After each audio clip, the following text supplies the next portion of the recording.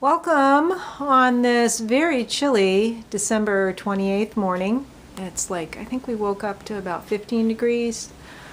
Got the wood stove going.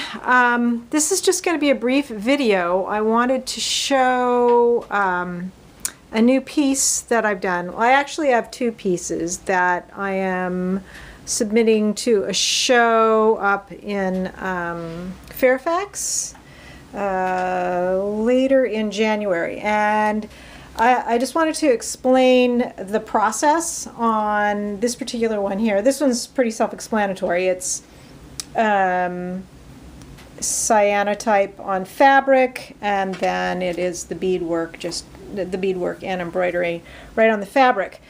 And this one I knew was going to go in the show, but she also wanted a pastel palette, which this clearly isn't pastel, but she said that this would be fine because it would add a little contrast to the pastels.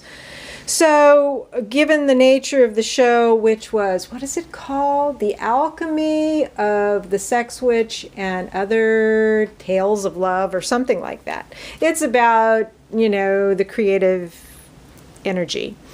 And so this was originally shot on a Polaroid. I believe it was on this Polaroid Automatic 100. It was probably on Fuji, what was it, 100C color film. And so I had scanned the original Polaroid and created a digital file, and then I printed it on Goyu paper, this paper that I've been using, and then dipped it in encaustic medium, so you can see the texture that has been created with the combination of the Goyu paper and the encaustic medium.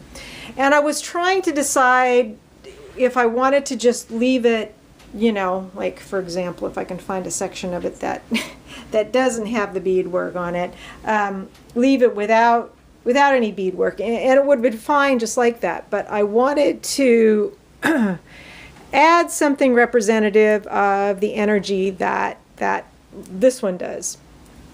This one is the energy through the crown chakra, and these aren't chakras so much as the creative energy that comes from the center out. This is actually more like from the throat chakra, but that's neither here nor there.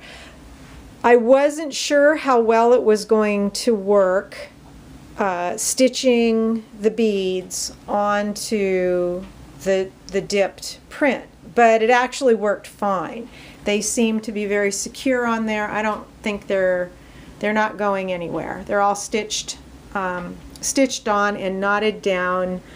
If there was any areas where, let me see, you can kind of see the thread underneath there. Of course, it's not going to focus right here, but for the most part, you don't see the thread. You just see the beads. And I wanted them kind of random. I didn't want them just all, you know, very regular. I think the irregularity actually makes the piece. So there's an idea. Another idea for, I guess it would be kind of a multimedia sort of work that can be done.